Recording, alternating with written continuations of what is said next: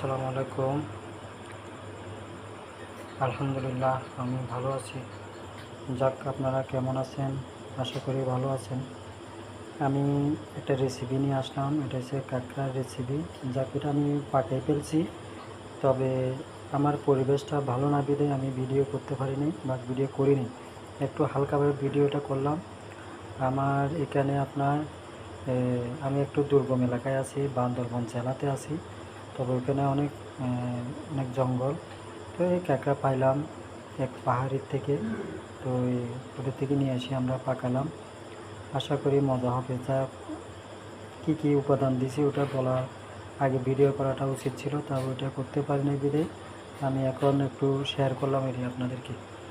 আর কালারটা মোটামুটি ভালো হয়েছে, আর পাকটাও ভালো হবে, মজা হবে, এটাই জানি। আর এখানে গরম